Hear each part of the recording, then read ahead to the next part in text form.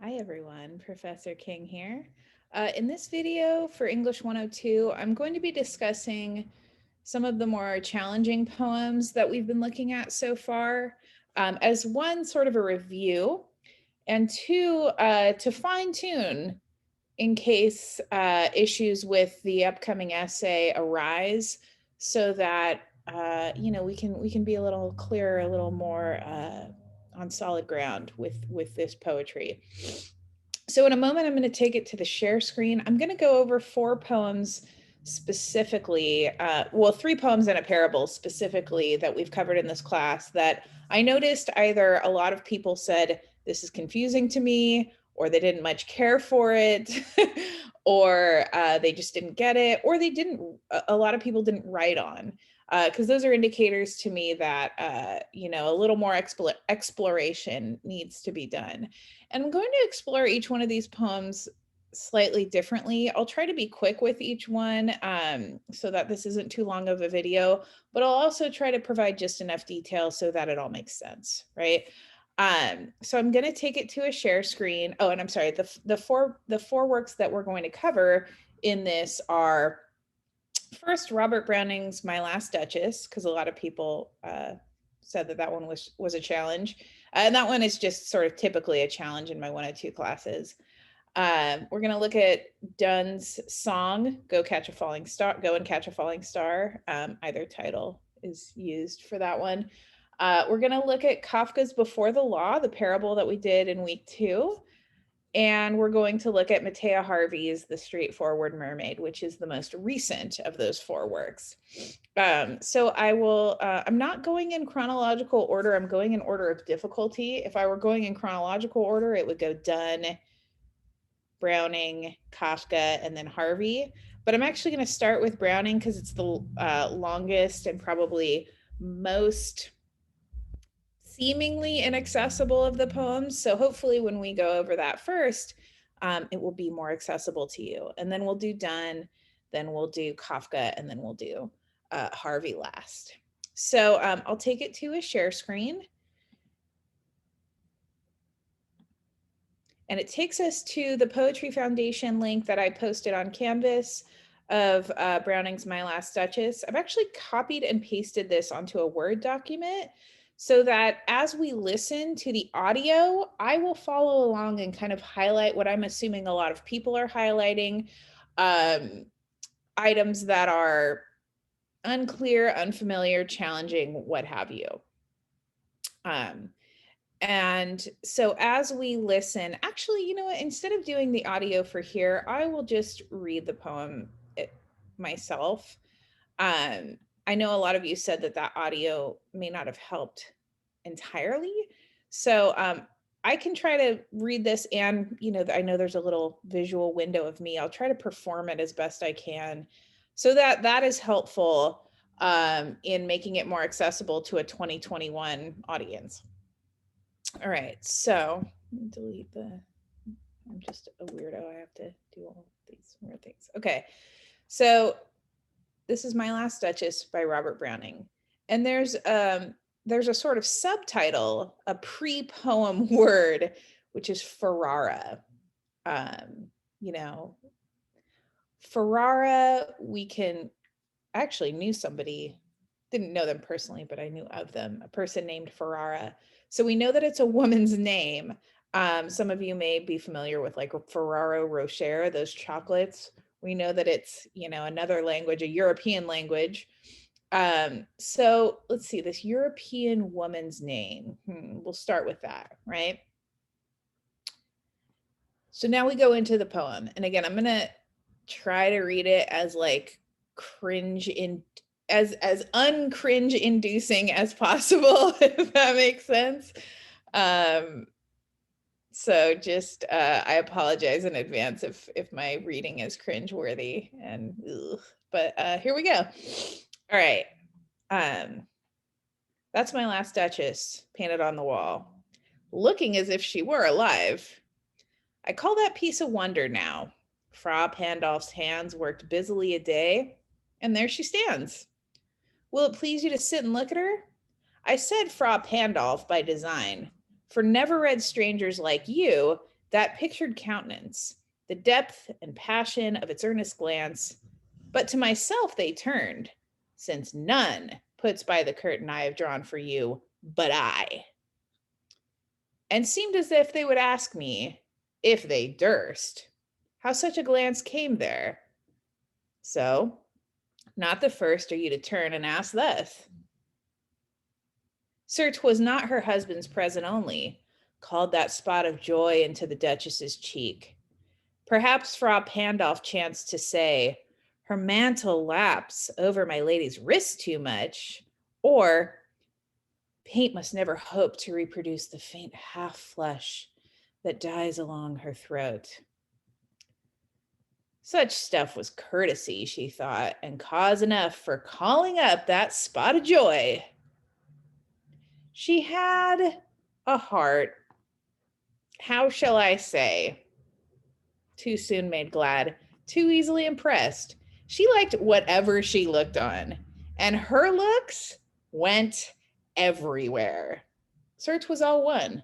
My favorite her breast, the dropping of the daylight in the west, the bough of cherries some officious fool broke in the orchard for her, the white mule she rode round the terrace, all each would draw from her alike the approving speech or blush at least. She thanked men, good, but thanked somehow, I know not how, as if she raked my gift of a 900 years old name with anybody's gift. Who'd stoop to blame this sort of trifling? Even had you skill in speech, which I have not, to make your will quite clear to such a one and say, just this or that and you disgust me. Here you miss, or there exceed the mark. And if she let herself be less and so, nor plainly set her wits to yours forsooth and made excuse, even then would be some stooping. And I choose never to stoop. Sir, she smiled no doubt whenever I passed her, but who passed without much the same smile? This grew, I gave commands, then all smiles stopped together. There she stands as if alive. Will it please you rise? We'll meet the company below then. I repeat, the Count your master's known munificence is ample warrant that no just pretense of mine for dowry will be disallowed, though his fair daughter's self, as I avowed at starting, is my object. Nay, we'll go down together, sir. Notice, Neptune, though taming a seahorse, thought a rarity, which Klaus of Innsbruck cast in bronze for me. All right, so I'm going to go back and highlight some of this stuff. I tried to highlight as best I could some of the stuff that might be unfamiliar, but I want to go down and do a little bit more because these are the things that I'm assuming that, you know, like the typical class is going to say, what the heck does this word or phrase mean, right? So, and then I'll kind of go through and again, do exactly what we should be doing as we read, which is like unpacking this stuff, right? Oops. Okay. Some of this is unfamiliar because it's, you know, written at a different time period. Some of it's words that we don't really use anymore. And some of it is just, you know, again, to keep with that rhythm of the poem, Browning used a specific word or phrase, and we have to unpack it, right?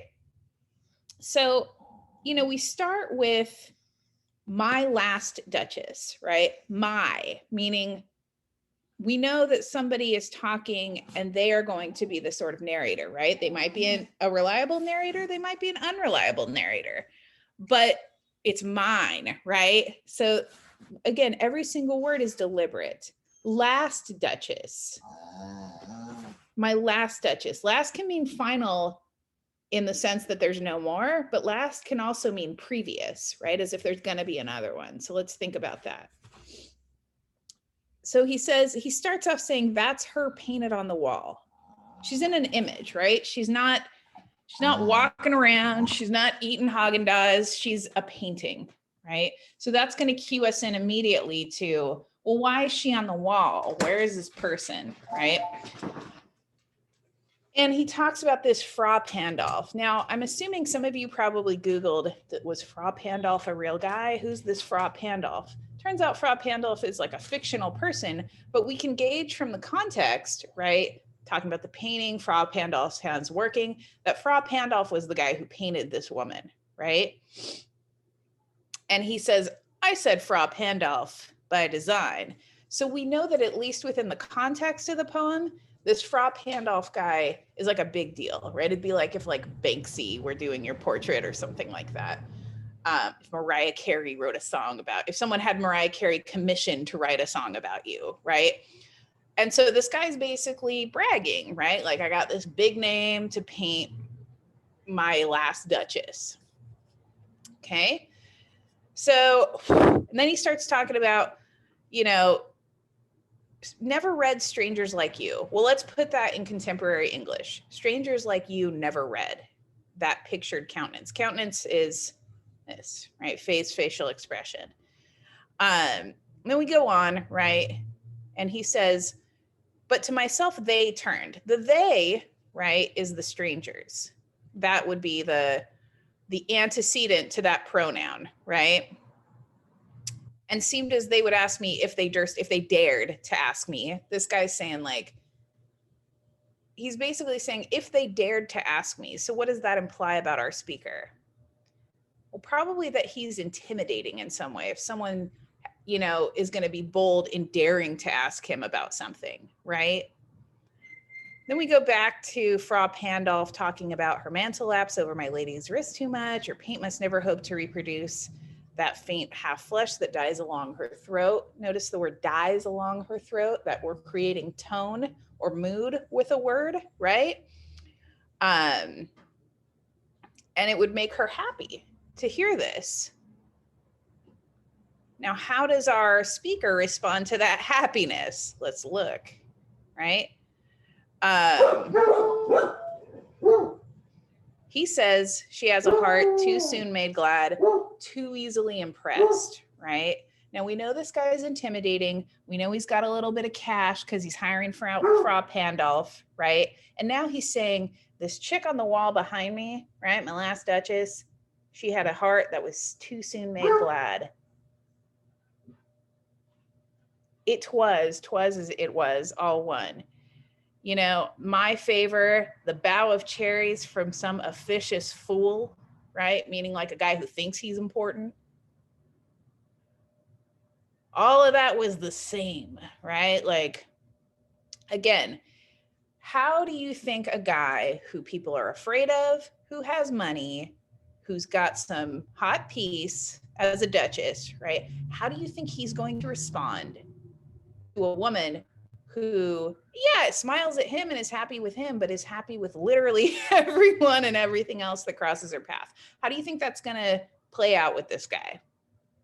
Let's keep reading.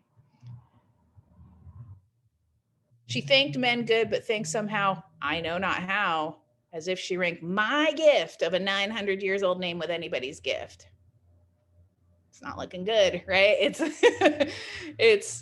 This is not turning into, you know, a 90s rom-com. Let's just say that. To make your will quite clear, to such and one, that's just in Old English because one is, you know, even though the sound of one sounds consonant, it has the W consonant sound, what? Because it was written with a vowel, that's why it had an before it, just like we would say like an orange or an apple, right? Because those words start with vowels, the an is there. It's just Old English. And he says, you know, even if even had you skill in speech, which I have not, there's a little irony there, right? We talked about irony in a previous video because he's saying, I don't have any skill in speech. Like, I don't manipulate language. Well, is that true based on what we're seeing here, right? Just this or that, and you disgust me. Here you miss or there exceed a mark. And if she let herself be lessoned so. And who's given the lesson? Again, the rich jerk, right? Nor set plainly her wit's tears, forsooth, and made excuse. Even then would be some stooping. When we stoop, like we bow, right? Like, or we go down to somebody else's level. So this guy is saying, who's doing the stooping? Again, young hot wife, grouchy old guy with tons of money who doesn't like her smiling at stuff. Who do you think he thinks is doing the stooping? Right? And he says, I choose never to stoop. I ain't going to stoop to this ... level, right? And he says, yeah, she smiled no doubt when I passed her, but who passed without much the same smile? I gave commands, then all smiles stopped together. There she stands as if alive. What is the subtext? What's not being said but is being screamed between the lines? What happened to the last Duchess? Will it please you rise? Then he just shifts, right? Just whoop. All right, we find out what happened to her. What are we doing here? We'll meet the company below. Then I repeat, the count your master's known munificence. Munificence is like benevolence or like generosity. Is ample warrant that no just pretense of mine for dowry. A dowry is marriage present, right? Sorry, someone's listening to some mediocre hip hop outside. Yeah, no just pretense of mine for dowry will be disallowed, meaning his known generosity shows that nothing like basically he's saying like, you know, this is, I'm coming in with some money for dowry, and he knows because he's a generous guy too what's going on, right? And if I've got a dowry, that means I'm trying to marry, guess what? A new Duchess. Though his fair daughter's self, another fair one, right? Let's see what's going to happen to this fair one. As I avowed, avow means like to promise, right? As I avowed, starting is my object. Nay, we'll go together down, sir. And here we get into, we've had other symbols in this poem already, but here's this kind of nice final symbol. Notice Neptune, though, taming a seahorse. Thought a rarity, which Claus of Innsbruck cast in bronze for me.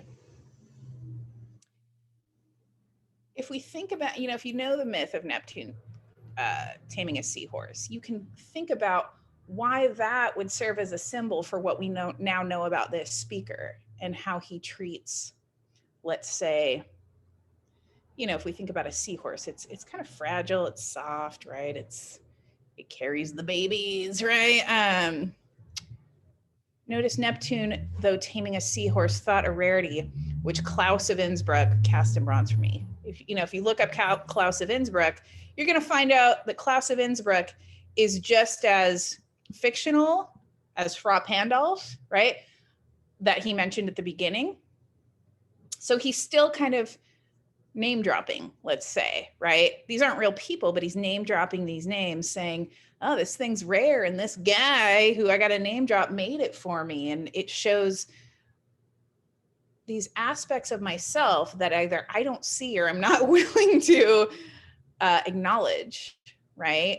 Or maybe I do see them and I'm hinting at something bigger that this image symbolizes, this Neptune taming a seahorse symbolizes. And so, again, when we think about My Last Duchess, we have to understand subtext. We have to understand symbolism. We have to understand allusion, meaning references to things, right? Like mythology. We have to understand this different language that we're looking at it with. And so if we are this person to whom this guy is speaking, right? If we are the sort of,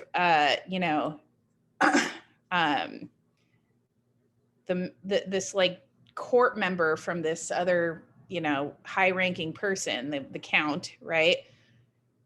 If we're that person and we're seeing this guy saying, hey, there's my last wife on the wall, she smiled at everybody and it made me mad, and now there's no more smiles, but I got this dowry. You know, like what's that telling us, and how should we feel? What mood or tone does that set for this audience within the poem, and then us as the audience, the reader, outside of the poem? There is a ton going on here. So it makes sense that it's challenging and weird and difficult, right? But I hope that clears it up a little bit. And Browning, and again, the narrator in this poem, the Duke, is not Robert Browning. Robert Browning created this persona within this poem to tell us something, right? In the same way that, you know, Cookie from Empire is not Taraji P. Henson, right? Like they're personas that are created to tell us something about a character or a time period or power or whatever, right? So I hope that helped a little bit. Now let's move on to, what are we moving on to? Go and Catch a Falling Star by John Donne. Now, Dunn is challenging because it's really, I mean, for any of these writers, it's really helpful to do biographical research, but Dunn especially, because John Donne had this crazy life. John Donne is born in the late 16th century, the late 1500s. And so he's living in Elizabethan England. Well, he's born a Catholic. And as you know, that was probably not the best thing to be born as if you're being born into Elizabethan England, right? Like kind of post Henry VIII. Catholics were not not where you wanted to be. So he's born a Catholic in an Anglican country. And he's kind of got some access to wealth and power, but he's kind of also floating, you know, in precarious financial situations, we'll say. So Dunn he's super smart. He's this young guy. He's a womanizer. He loves to party. He kind of dabbles in religious skepticism. You know, he's doing what a lot of people do in their 20s, just kind of being a rogue, and writing really, really bitchin' poetry while he's doing it. Not, you know, product of his time. So some of it, like this, is a little misogynistic, right? But just the craft is, right?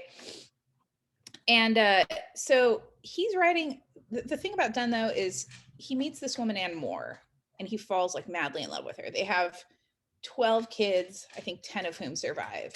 Anne dies when she's given birth to the 12th kid. So he gives up the womanizing, he gives up the partying, he tries to go straight. You know, he's madly in love with Anne, and then Anne dies and he's heartbroken. He even wrote like a treatise on you know, sort of like compassionate end of life euthanasia sort of stuff, because he was so depressed. He was like, I don't know if I can get through this. And when she passes, he kind of, even before she passes, because she's related to kind of like some high-ranking officials in the Anglican Church, he kind of says, like, I'm going to set my life straight. I'm going to stop the partying and womanizing and the skepticism, and I'm going to convert to the Anglican Church, and I'm going to, you know, like become this minister and give these sermons. So he goes from like this young, wild rogue in his early days to just this very sort of devout ministerial presence later in life. And a lot of people say that he has like this religious epiphany or whatever. And yes, that's true. But they act like that's the reason for his change. And I personally, because I'm me, look more to the Anne, you know, the love of Anne Moore, and how, I mean, he risked going to jail for her. He risked a comfortable living situation for her. you know, he was kind of madly in love with this woman. The other thing to know about Donne is a lot of his work doesn't get published until after he dies. He dies in 1631. His work gets published in 1633. So that being said, it's still pretty easy to tell what he wrote early in life versus what he wrote later in life, because his early in life stuff is a little more, let's say, sardonic, a little more playful, a little more sexy.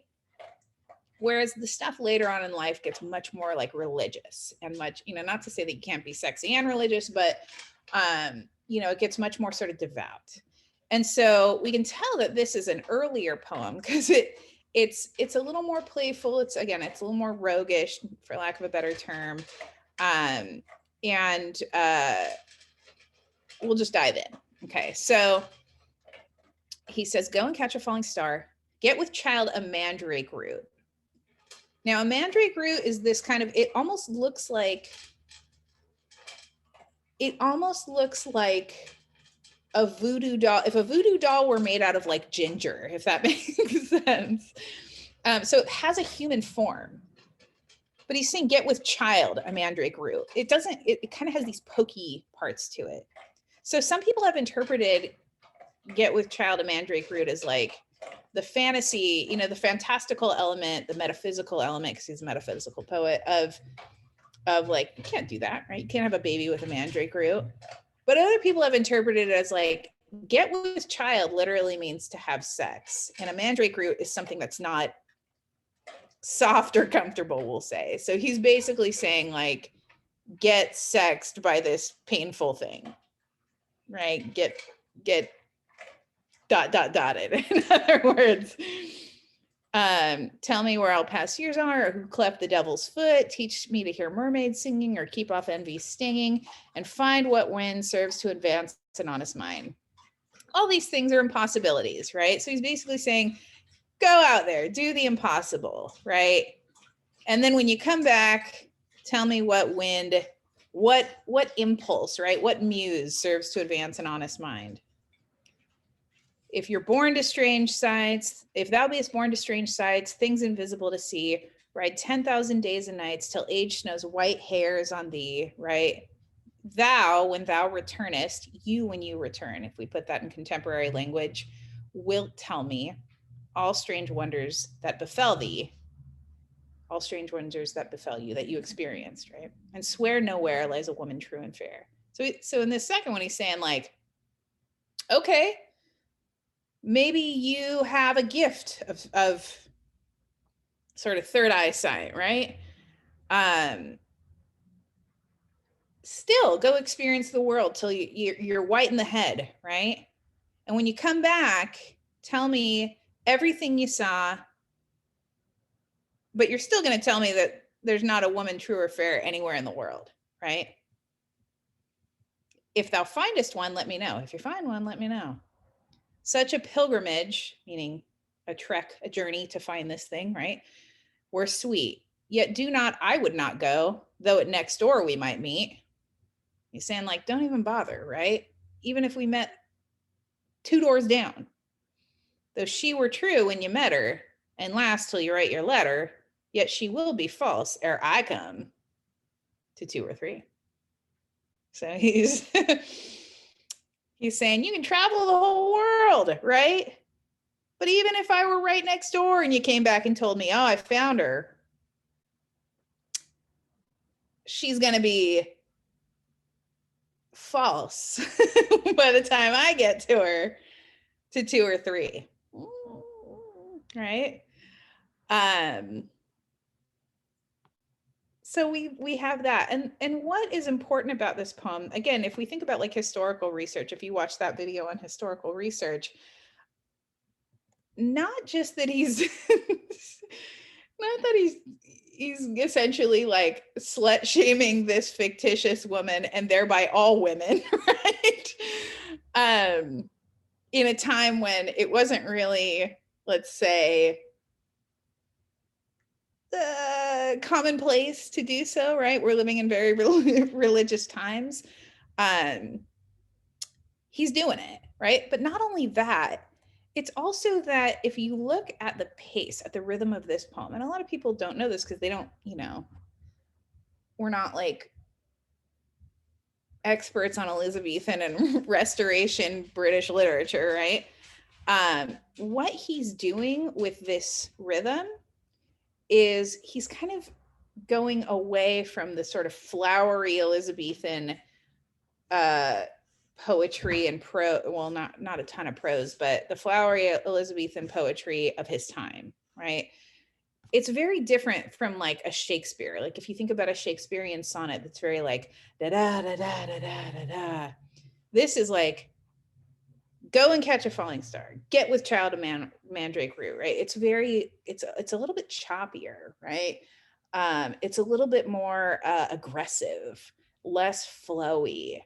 It's almost like the Hemingway to Shakespeare's uh, F. Scott Fitzgerald, right? Hemingway is very, and F. Scott Fitzgerald is very kind of musical, right? So think about that and why he would be doing that, especially again as a guy who's born Catholic and lives Catholic for a few years in this society that's like, no, thank you, Catholics, right? And just being the weirdo John Donne that he is. All right, so we'll leave that one. Right, the next one I want to show you is I believe I posted this. This is Orson Welles did a film adaptation of Franz Kafka's The Trial. And at the beginning of his film adaptation, he shares the Before the Law parable that we read in class. But it's not exactly the same. He takes out some words, he kind of paraphrases some lines. So it's a little bit different to fit kind of the pacing of his film, right? It's an adaptation. So of course, he's changing certain things.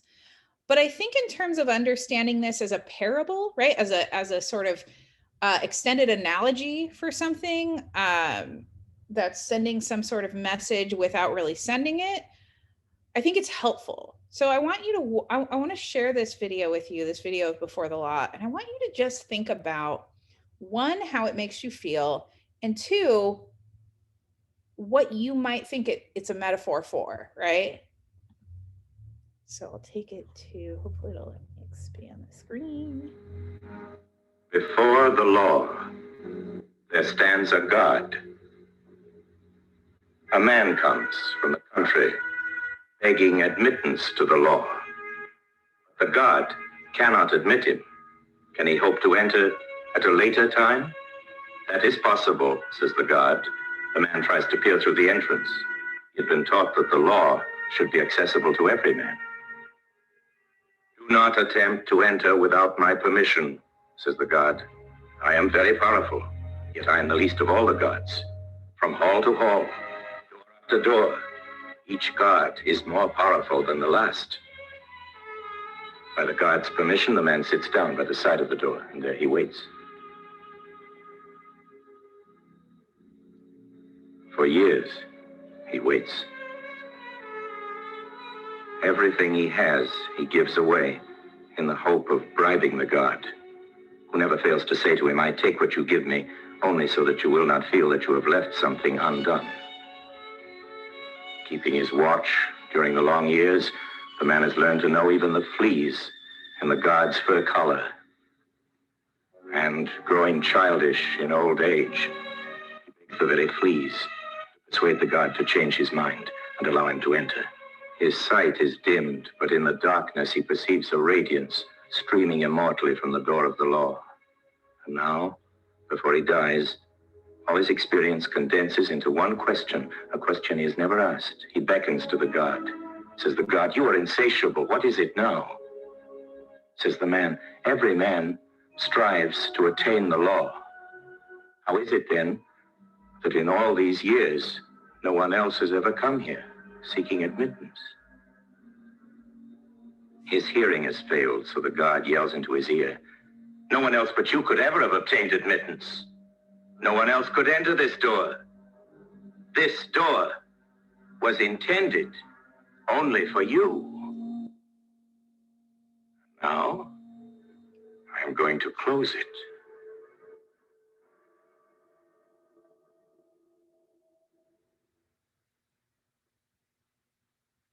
tale is told during the story.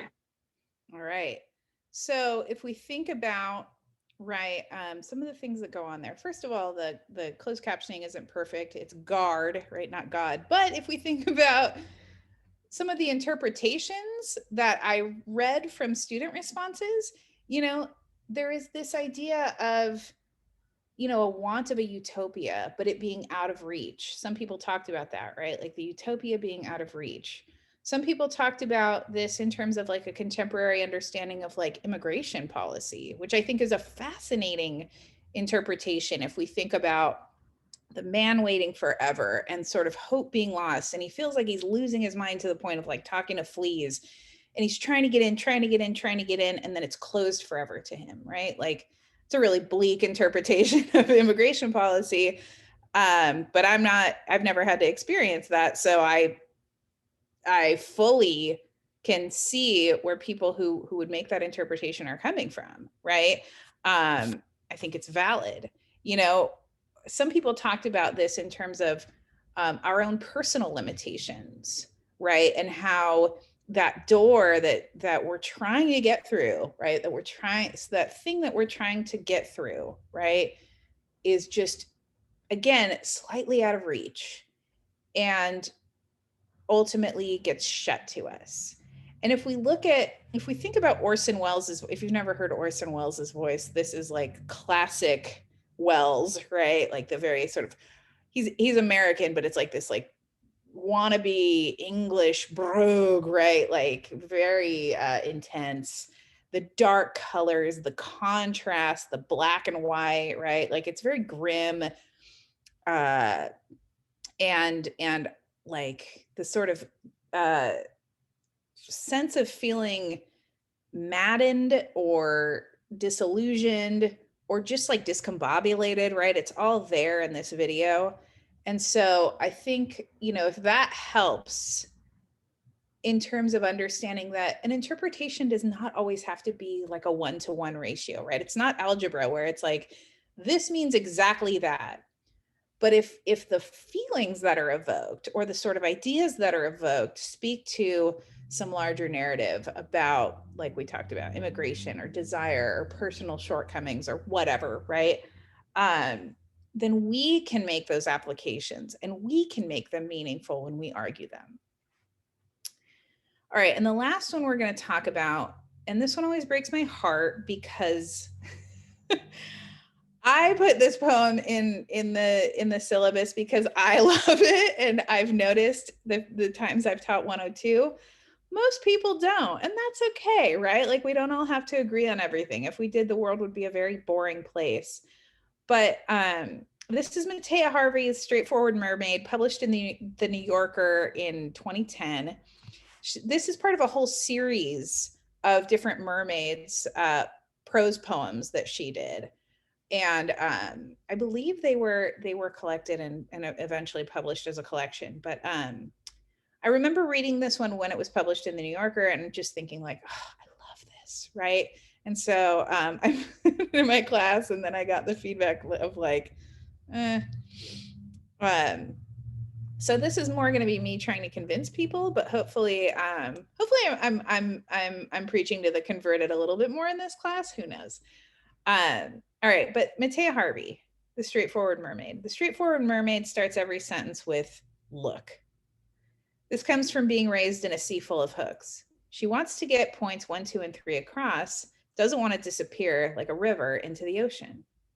When she's feeling despairing, she goes to eddies at the mouth of the river and tries to comb the water apart with her fingers.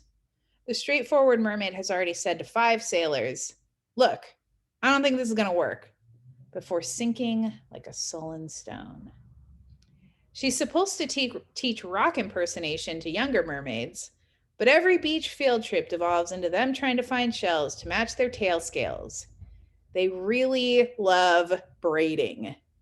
"Look," says the Straightforward Mermaid, "your high ponytails make you look like fountains, not rocks."